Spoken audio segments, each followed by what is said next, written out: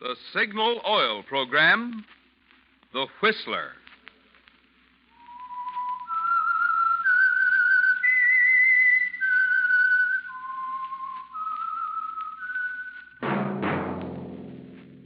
That whistle is your signal for the Signal Oil Program, The Whistler.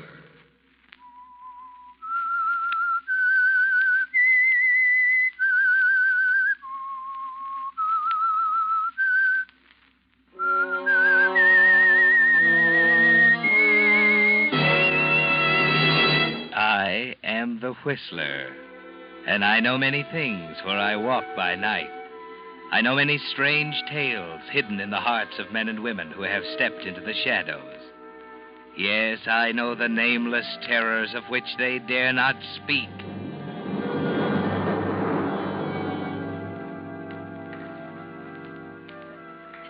Yes, friends, it's time for the Signal Oil Program, The Whistler. Remember, let every traffic signal remind you. With Signal, new Signal gasoline, you do go farther than ever. Look for Signal's big yellow and black circle sign that identifies those popular signal stations in 7 western states from Canada to Mexico. And now, the Whistler's strange story. Coincidence.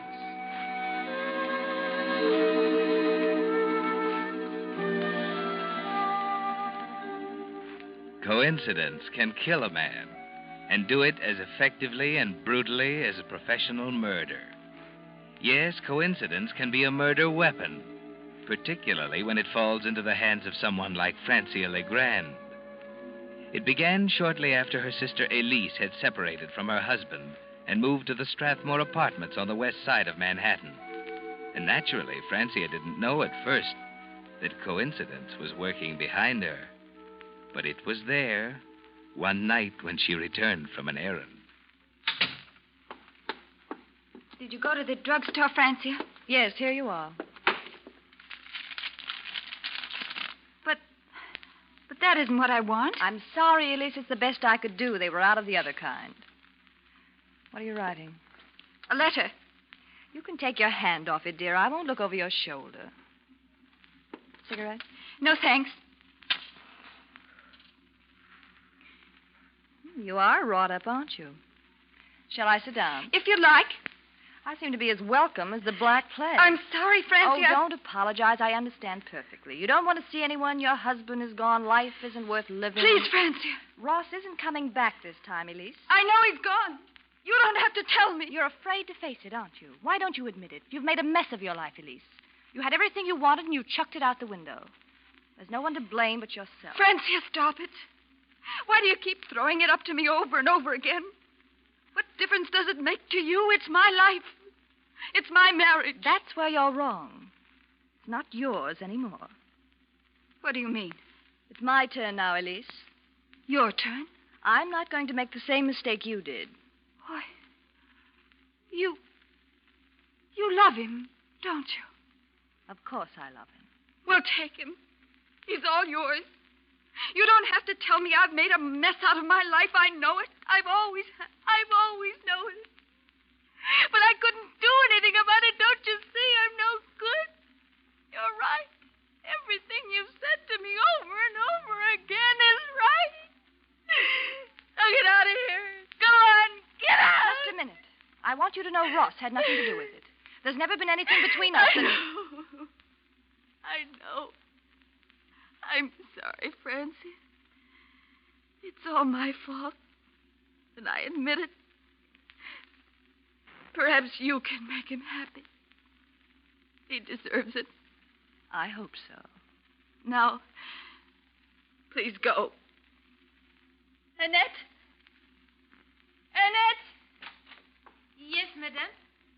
Please get Miss Legrand's things. She's leaving. And do you suppose that you could spend the night with your sister? But of course, madame, if you wish. I'd rather you would. Tonight, I'd like to be by myself.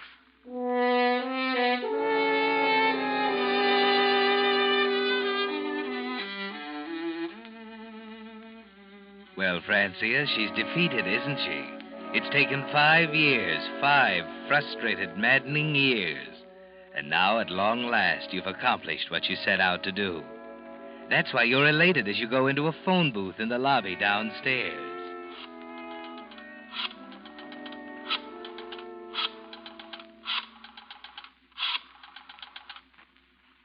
Hello, Ross. This is Francia. Ross, I've been up to see her. It's simply no use. I tried to patch it up. Well, I'd rather not discuss it over the phone. Suppose I pick you up at 79th and Madison in a half hour. Well, it's no use, Ross. She wouldn't listen.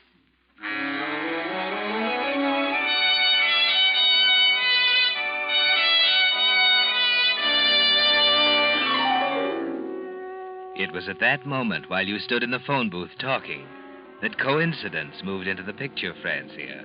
First in a taxicab pulling up to the main entrance. Take the side entrance, driver. I can't park here, Chief. Don't argue with me. Pull around the side entrance. Yeah. Okay. Second, just 1 minute later in the elevator, not far from the booth where you're talking. 12-4, mister. What do you mean, 12? I told you 10. Oh, I'm sorry. I wasn't thinking. Don't hand me that. Take me back to 10. I haven't got all night. Yes, sir.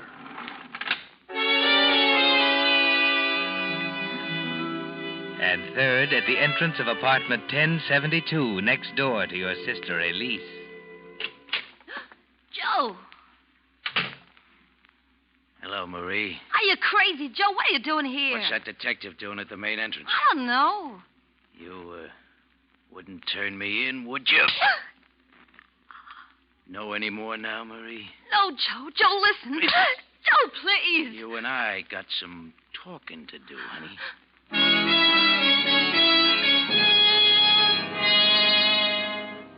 Yes, Francia, that's where coincidence moved in. When Joe Fortescue, gambler, fugitive from justice, walked down the corridor to apartment 1072, next door to your sister Elise, the machinery of coincidence was in full motion. But as you drive through the park, you have no way of knowing that now. All you can think of is Ross. Did you tell her what I said, Francia? Yes, she wouldn't listen. Maybe it's just as well. What did she say? It's all over, period. Just that? Just that. Oh, I knew it'd never work out, Ross. She's not your kind of a girl. She never understood you. Maybe I expected too much. No, it wasn't that. It's hard to figure out what it was, looking back at it now. Maybe it was those awful, ugly quarrels. You know, Francia, it almost seemed as if I were married to two different women. I know. Yeah, I guess you do. Ross, now that it's all over, I want to tell you something. Yes? Those 5 years were difficult for me, too. Standing on the sidelines, seeing you married to someone you didn't love. What? Are you going to make me say it, Ross? Yes. Say it. I wanted to for so long, but I couldn't. She was always there between us. I do love you, Ross. What? What's the matter? How could you do it? What do you mean? The pieces all fit together now. It makes sense for a change. Ross. You were always there beside her, weren't you? The pal, the faithful sister. Oh, you're wrong. I didn't... Don't lie to me. I've got to hand it to you, Francia. You did a great job. Magnificent. Never made a slip. You don't understand. I'm afraid I do. She was two people, wasn't she? She was herself, and she was what you made her, with your vicious, insinuating remarks. I only hope I can put the pieces together again. Let me out. I have an important phone call to make. In the middle of the park? I don't care where we are. Pull over, will you? Oh, Ross, aren't you going to let me explain? You've explained enough. It wasn't only a stab in the back, sweetheart. It was an insult. I'd have to be pretty desperate before I'd fall in love with you. I could kill you.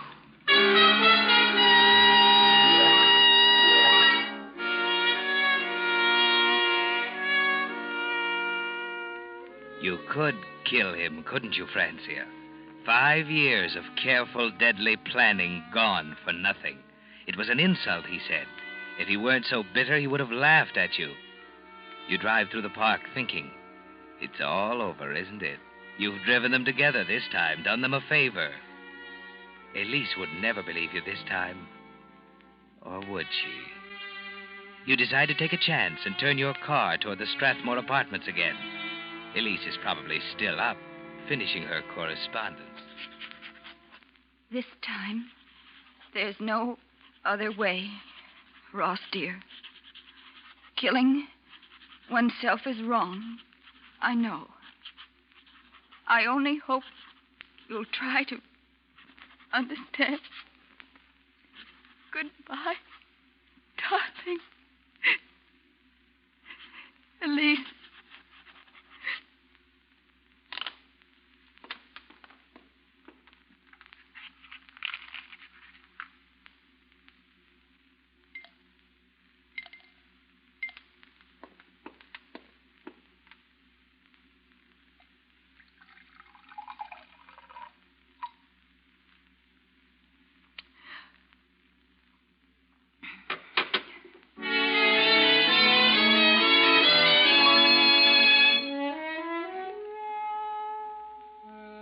Yes, Francia, Elise has caught up on her correspondence. And now she stands at the window looking down into the street 10 floors below. The telephone rings in the bedroom, but Elise pays no attention. She isn't even conscious of the argument between Joe and Marie in the apartment next door. Nothing to do with it. I ought to kill you, you lying little rat. Why don't you admit it? I wouldn't double-cross you, Joe. Why should I? What good would it... What's that? Holy Christopher. Look down there. Oh. Somebody just fell out of a window.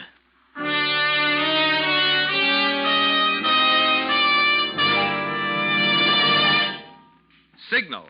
New Signal gasoline.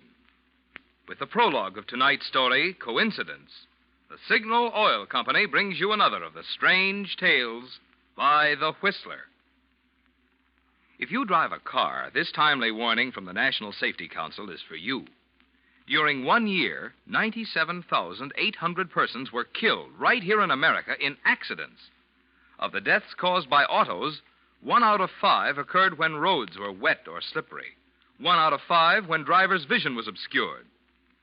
Fortunately, precautions can be taken to help prevent these two types of accidents. For instance, tires that are worn smooth tend to skid more readily. But a deep, heavy retread job, the kind Signal gasoline dealers are prepared to give your tires, will restore their grip on the road, help you stop more quickly.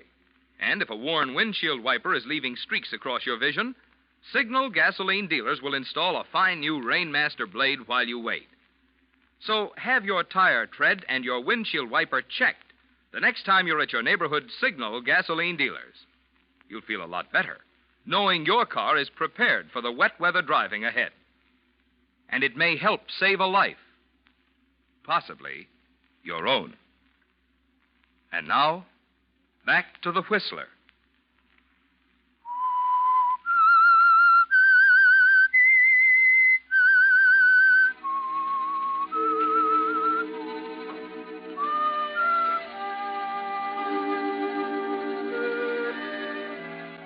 Yes, Francia, coincidence can kill, particularly when there's someone to help it over the humps. The suicide of your sister Elise is the center of it, of course. And the other threads are beginning to weave together now. The thread Joe Fortescue contributed when he got out of the taxi at the side entrance of the Strathmore apartments at 10:30 and went directly to room 1072 next door to Elise. The thread that put Ambrose Marks, detective, in the lobby at the same time. And most important of all, the thread that placed you and Ross together in your car at 5 minutes to 11 in the middle of Central Park. There's an excited crowd milling around the base of the apartment building as you arrive. Quiet, everybody. We haven't identified her yet. What's the matter? Some woman's hurt, maybe killed here. Stand back, away from the curb, everyone. That's a detective. She fell from a window up there, Let me through, please. Stand back, please. Let me through. Who is she? Who? We don't know. Now stand back, lady. Well, where's the body? Maybe Sorry, lady. Now please move on. But I tell you what... Later, lady. All right, folks. The lady's Let me through dead. here, please. There's nothing we can Pardon do me, for please. her. Thank you. Let me through, please.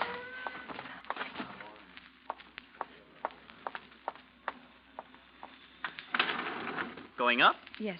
What floor, ma'am? 10, please. Right.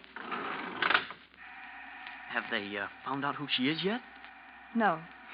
Great guy, Detective Marks. Ain't even figured out what floor she jumped from yet. Or was thrown from. What do you mean, thrown? I got my own ideas. A guy came up here a while ago who looked like he was ready to put the fix on somebody. All bundled up with a scarf over his face. You mean it was murder? What else? Oh, what was that floor again? 10. Funny. That's where he got off, too.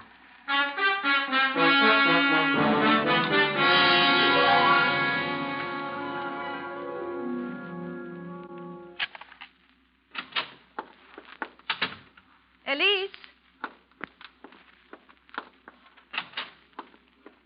Elise, are you in here? Lights, where's that switch? Oh, yes. Well, here's her medicine. That note she was writing. Ross, darling, I'm going to kill myself tonight, and I want you to know why. It's clear now that I can't live either with you or without you. It was Elise.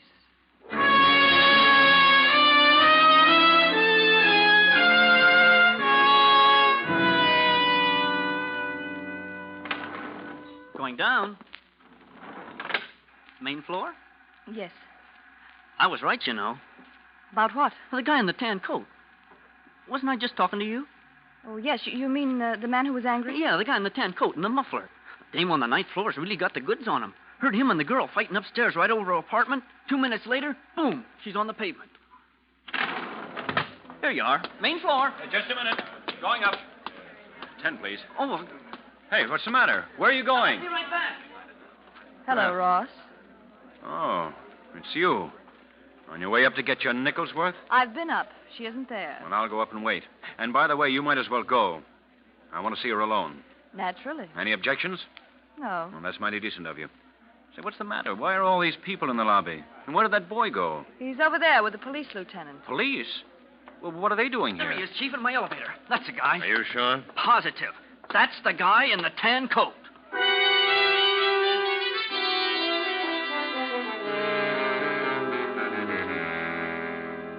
Well, Francia, that throws a new light on things, doesn't it? For the first time in your life, you have Ross where you want him.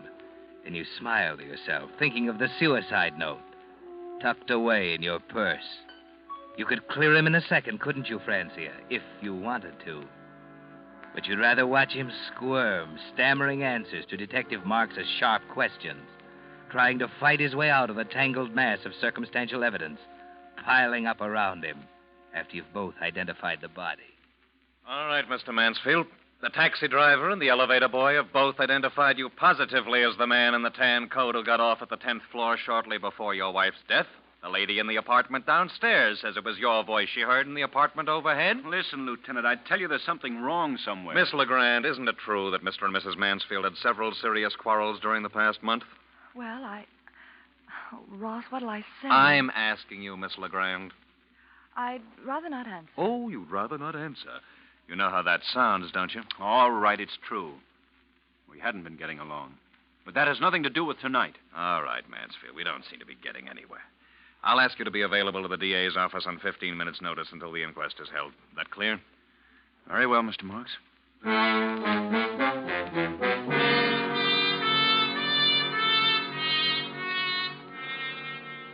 It's pleasant, isn't it, Francia? Ross is really squirming now, desperately trying to get out from under.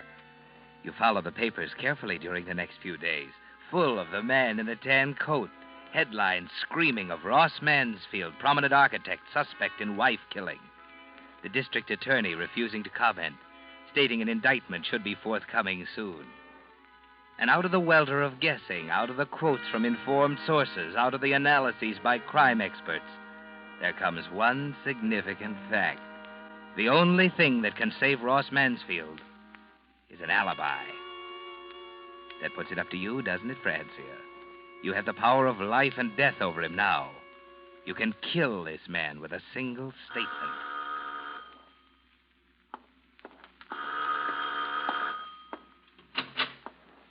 Hello, Ross. What are you doing here? It's rather important, or I wouldn't have come. All right. Have you, decided what you're going to say at the inquest tomorrow? Of course. There's nothing to worry about, Francia. All we have to do is tell the truth. Ross, do you still feel the same about me?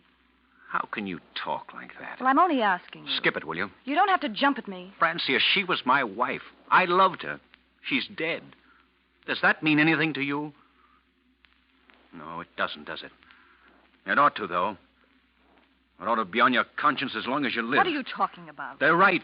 She didn't kill herself. You murdered her. Just the same as if you'd shot her with a gun. That's where you're wrong. You killed her, Ross. Or, haven't you read the papers? Well, don't say anything. I'm going. See you tomorrow at the inquest.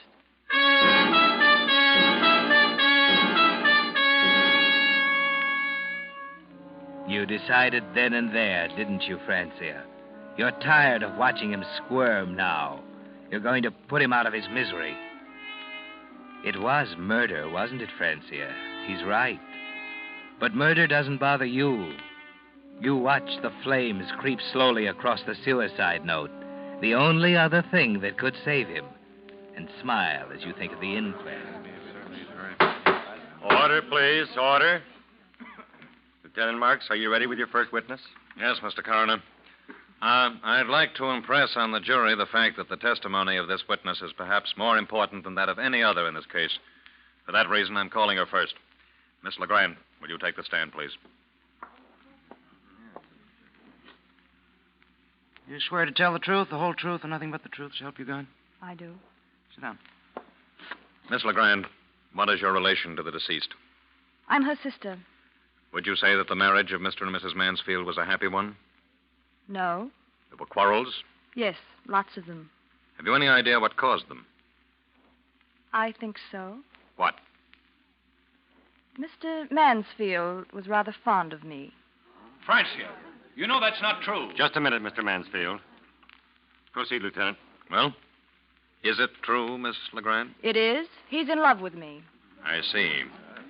Now, this is very important, Miss Legrand. Were you or were you not with Mr. Mansfield riding in your automobile in Central Park between the hours of 10:45 and 11:05 on the night of your sister's death?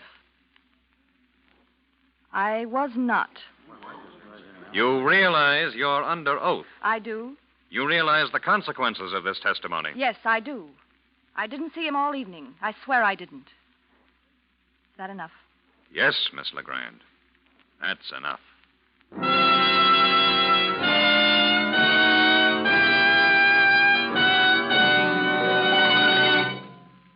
The Whistler will return in just a moment with a strange ending to tonight's story.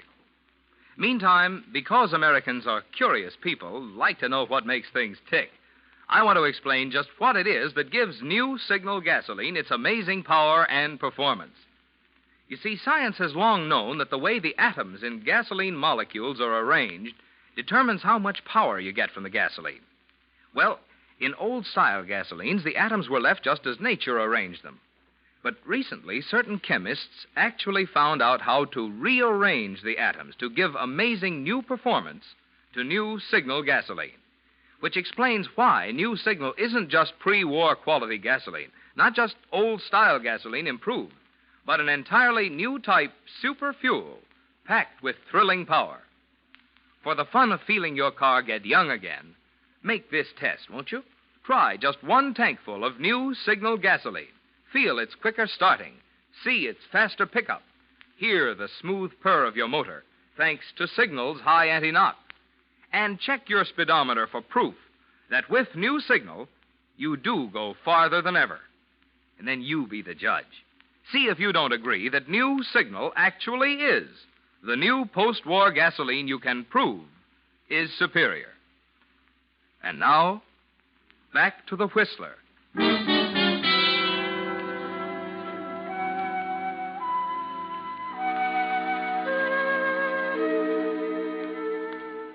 Yes, Francia, coincidence can kill a man, particularly if, mixed up in it somewhere, there's a mind full of hatred to fill in the gaps. The case is complete, even though the inquest is hardly underway. They were right, Francia. Everything depended on your testimony on the alibi. Just a minute, Miss Legrand. I'm not finished. If you weren't with Mansfield, where were you? I was out for a drive. Alone? Yes? Anyone see you? No? That's a pretty weak alibi. Alibi? See here, I'm not under suspicion. That's where you're wrong. Exhibit A, please. Recognize this? What? A box of poison, Miss Legrand, purchased by you on the night of the murder. Poison? Some people call it a sedative, but it's powerful enough to kill when taken in quantity. And it was taken in quantity. Enough of this drug was found in your sister's stomach to support this officer's contention that she was dead or nearly so before the fall. I didn't buy it. But you did buy it. I intend to call the druggist to the stand to prove it. She sent me for it. I never saw it after I brought it to her. Then how does it happen that your fingerprints are on the metal box? Why, the box was on the note. Yes, that's it. She used the box for a paperweight to hold the note down. What note? The suicide note. I burned it. Oh, there was a suicide note, and you burned it. Why? I don't know. I see. You're asking the jury to believe that your sister committed suicide and that you deliberately went out of your way to incriminate yourself. I had no reason to kill her. You just testified you had every reason to kill her. You're in love with Mansfield. You implied as much not 1 minute ago. You hated your sister, didn't you? I didn't hate her. We got along beautifully. And I'm prepared to put your sister's maid on the stand to testify that you had a crucial quarrel with Mrs. Mansfield over her husband less than an hour before she was murdered. She wasn't murdered. What about the man in the tan coat? His name is Joe Fortescue. He's been in custody for 2 days. Wait a minute. You're wrong. You can't go ahead with this. You're accusing me of murder. Right. Murder in the first degree. Premeditated. Willful. Oh, you can't. They'll send me... Oh, no, listen. Lieutenant, you've got to believe me. That's Please, just believe what me. we're doing. We're believing you. We believe you when you say your relationship with Mansfield was not exactly platonic. I know. We believe you when you swear you weren't with him at the time of the murder. Oh, but I lied. Ross, tell them I lied. I couldn't have killed her. I was with you. Wasn't I, Ross? Wasn't I with you? You have anything to say, Mansfield? Lieutenant, I... Well? All right, Lieutenant. I was with her. There, you see, that proves it. I couldn't have killed her. It does prove something. What do you mean? It proves he loves you. As far as the murder goes, you're going to have to convince a jury. And believe me, it's going to take a lot of convincing.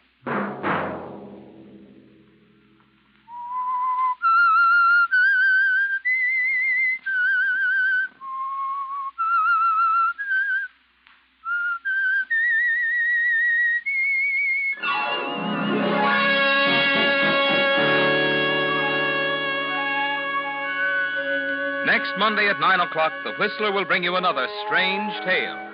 The Whistler is broadcast for your entertainment by the marketers of Signal gasoline and motor oil and fine quality automotive accessories, and by your neighborhood Signal dealer. This program, directed by George W. Allen, with tonight's story by Harold Swanton, music by Wilbur Hatch, is transmitted to our troops overseas by the Armed Forces Radio Service.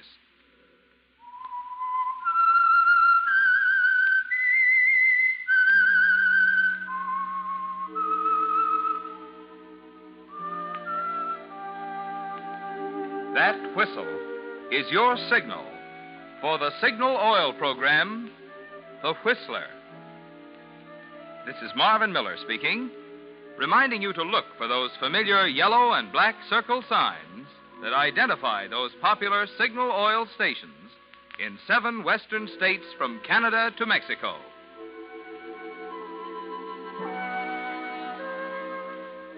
This is CBS, the Columbia Broadcasting System.